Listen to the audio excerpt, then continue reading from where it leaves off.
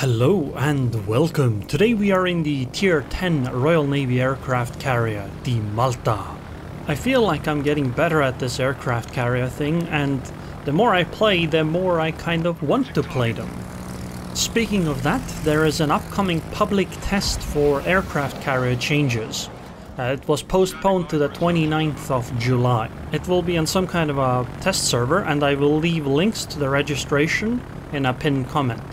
It is my understanding what they want to test out is to improve anti-aircraft mechanics and also to remove spotting or change it in some way from planes so that it wouldn't be as obnoxious as it is right now. Because right now I just dropped a fighter plane so that the enemy team gets spotted. Right, even once I finish my drop on this Azuma, which I'm very sorry Azuma, even once I finish it, the fighter planes will still be there and continue spotting the enemy team.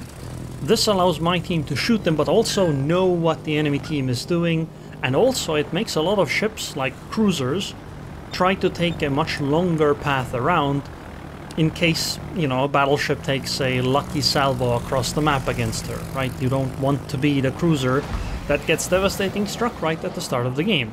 So you have to avoid these fighter planes. And honestly, I am very much looking forward to this, because I have made this recommendation a long time ago. I have said since literally the beta of the game that CV spotting is obnoxious. It's too much. But obviously, that's kind of part of how CVs work. So I really do recommend that you should try to take part in this test. Anyway, one thing I've learned playing the Malta is that you can actually turn during the attack run and your planes can still converge relatively well. Kind of like an FDR in this sense. Look at this Azuma. Bet you didn't expect that. Yeah? I really don't think he expected that. But man, it does feel a little bit like bullying, doesn't it? We've done 30,000 damage to that Azuma. We've basically completely derailed his game. He wanted to go and do things, support his team or something, but now he's basically lost half his HP. He hasn't been able to actually go anywhere. He's basically still where he spawned because he had to like turn back around, run away, turn back in, you know, spend a lot of time just sailing around without actually getting into combat just because I got there so early. But let's be honest, it really is just skill issue, right? You should just get better at matchmaking. Don't get into CV games like that. Or get better spawns. Because seriously, the spawn basically messed over this Azuma's game, because she got isolated basically from where she spawned. Man, 44,000 damage to the Azuma. I mean, the heals have helped her quite a lot, and she could technically still have a pretty decent game. It's just that it won't be nearly as good as it would have been without CVs involved. And honestly, at this point... Wait, what? 12,000 damage? My god. But honestly, at this point, my focus actually should be to finish off that Azuma. Because she is completely isolated. She is the absolute best target for me to drop. Because we get to remove a super cruiser, basically, from the game. Now, the funny part here is that nobody really shot the Azuma. It's just been my drops, which is surprising. Usually battleships really do like shooting cruisers like that. But I suppose maybe they weren't in a proper position for that. Hard to say. Anyway, she is next to an island, so she can't really turn away. She can turn closer, but I think if she does that, well, she's gonna get punished by a battleship. But if she doesn't do that, she gets punished by the CV. So, kinda between a rock and a hard place, and honestly, this really does seem like a very frustrating game for him. I'm sorry, Azuma. But anyway, hopefully your next match goes a little better. Oh, wow, I didn't even get the kill. Some random Des Moines got it instead. That's okay. Next up, we're gonna try to... Does Druid have good anti-air? I actually don't know. I don't remember. I'll just do a long-range drop. Because if you're a destroyer like that, and the CV just drops torps like somewhere in front like this, it usually makes me nervous. Oh, there's a Minotaur. Yeah, we should pull back. And Izuma seems to have placed herself in a precarious position. She is basically isolating herself in the middle of the map, which actually means that she is a good target for me again. Something I've learned playing CVs is that often what you want to do is hammer one place over and over again.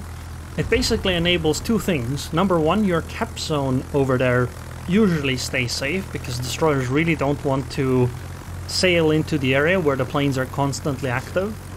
And number two, it allows your team to not worry about basically one flank or worry a little less about it. If you look at the minimap to the right of my planes, you'll see a Des Moines and a Shikishima behind. If there isn't this Izuma over here, then both of them can basically focus entirely on the Grossa Kofest, Bungo and the Minotaur. Right? They don't have to worry about what's gonna happen across the map or from their side. And I think that's why, part of why it's really important to keep hammering one place over and over, because you basically split the enemy team potentially in two, or you secure a flank, or you allow your teammates to essentially reach some kind of a map objective. Oftentimes this isn't really possible, and sometimes you really do require spotting on both sides of the map, and then you do have to alternate, but I think the CV's power in that kind of situation isn't utilized as well, right? The spotting will be extremely powerful, but the actual strike power won't be used well because you'll be switching targets constantly. Submarine this far. Am I in trouble? Well, I'm gonna drop a fighter here, but that's basically all I can do. I can't really do anything against a submarine unless I sail my ship closer. Well, I'll continue dropping the Izuma. She still seems isolated. Oh, maybe not. There's a Daring here. I really don't want to try to fight the Daring, so I'm just gonna fly over her, drop on the Izuma. I have a heal available, so it should be okay. Hopefully I can turn around without running too much into the Schlieffen's anti-air. And then strike the Izuma again. Or I suppose I could technically drop the Schlieffen too. Also, just look at the enemy team's positioning.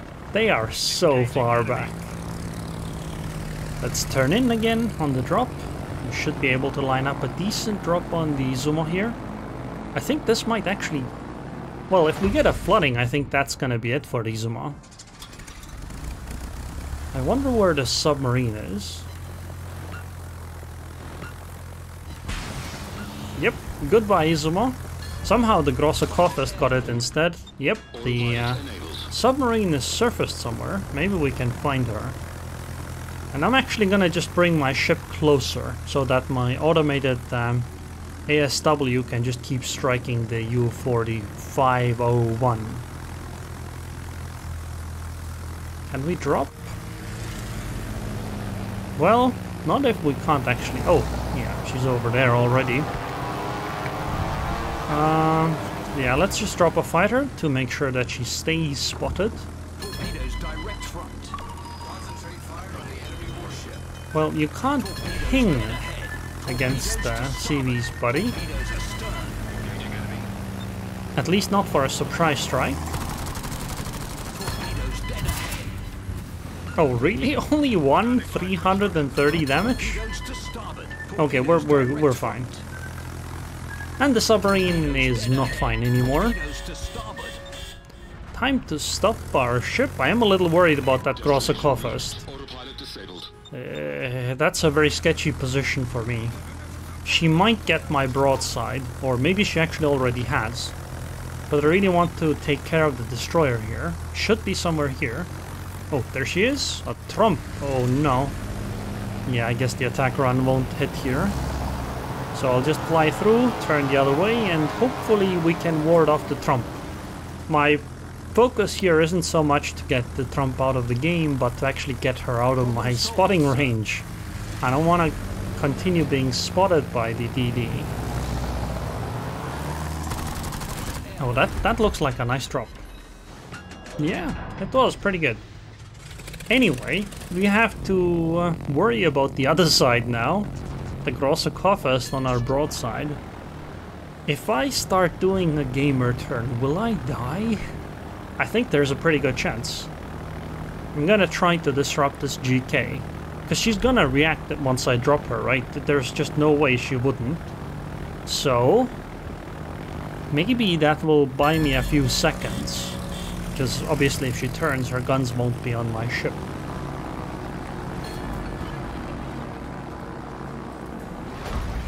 Okay, and now we drop from the other side too. That, you know, if you want to avoid the second drop, you would have to continue turning in the same direction. She didn't though. So she gets another full salvo, but honestly at this point my ship is already relatively angled. Unfortunately for the Grossakofest though, because she didn't continue turning, everything in that torpedo drop should hit. Okay, maybe it's time to launch the AP bombers now. Hit the ginormous superstructure of the GK and finish her off. If she actually lives long enough for that. I mean, honestly, while we have map advantage and numbers advantage, some of our ships are really low. Our Shikishima is basically living based on duct tape. The San Luis is basically out of HP too. Wisconsin is low. Lucian is half HP. I mean, Lucian might be fine. So the game definitely isn't won yet. It could definitely easily turn. But if we keep sinking some of their ships, it's gonna get more and more difficult for them. Okay, a daring. Well, I think I'm gonna leave that one to my teammates. I'm gonna drop the fighter, hopefully it'll spot the daring for a while, and I'm gonna try to strike the Minotaur instead. Hopefully she tries to turn towards this cap zone, then I can line up a nice drop. Okay, she doesn't appear to be, so it's gonna be a terrible drop. But we'll try our best. And now we obviously go again. Oh, triple Citadel, I mean, really can't complain. 15,000 damage for basically free. Autopilot enabled. I'm gonna start turning my CV closer again, because I am fairly healthy, and the closer I get, the more strikes I can get off quickly. Particularly though, I want my CV to be pointing roughly in the direction of the enemy, so that all my planes take off in the direction of the enemy. Because right now I had to actually fly my planes around, and that obviously is not the best option. Okay, do we do a blind drop on the Minotaur? I guess we're gonna try, but it probably isn't gonna be too good. Because I mean, it's just gonna be a guess. Oh, Bunga is gone. Nice. Oh, there she is. Well, never mind. 1 over penetration. Yeah, you know what? I'm gonna go cap the A-cap. I should be able to do that, just in case. You know, maybe daring hits like torps and sinks the Izumo with like laser torps. And then the Minotaur somehow gets the submarine and Lucian. You know, it could go spiral out of control. So, just in case, we're gonna go take the A-cap. Also, I'd like to thank you guys for all the advice you gave me on what I should do with my mom's phone and how the repair absolutely is unreasonable. Thank you very much. I agree with you guys. I do think the price is a little too high. Okay, Minotaur, if you want to be angry like that, be angry. Oh, she's visible again. Let's go again then. Although, I might not make it. Yeah. I mean, she was being assaulted from all directions. Battleship at the front, battleship on the side, submarine destroyer at the back. Yeah, not a great option for her. I'm gonna leave the daring to my rest of my team. I'm gonna go try to find the Imelman. Maybe we can get a drop or two off. But I don't think I can really cap the base anymore unless the daring does something extremely heroic. Okay, she has a fighter up, but it shouldn't matter. I think I should be able to get the drop off before the fighters properly engage.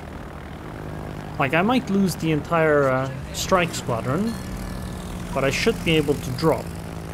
Although this drop looks terrible because of the island. Well, I think I'm gonna hit like 1. I'm gonna try with rocket planes. Maybe we can do it over the island, but even then it's a little questionable. Actually, never mind. With the daring dead, the game ends in 15 seconds. I suppose it's kind of over then, right? There's no chance anymore. Unless there are torpedoes in the water. But it appears that's not the case. Nice. Pretty hard fought game for my team, I feel like, but for me it was pretty smooth sailing. Well, except the part where I got attacked by a submarine. But I mean, he kinda deleted himself against the automated ASW. 168k damage. I didn't get that much XP, because I fought a tier 9 cruiser, right? And then I fought the submarine, and, you know, I didn't, like, do these big plays, but I feel like my spotting and striking was pretty useful. Yeah, I feel bad for the Azuma. Sorry, dude. Hopefully you'll have better games next time. So anyways, I hope you guys enjoyed this video. I would like to thank the patrons on Patreon. Thank you very much for your continued support, and I hope I'll see you guys next time.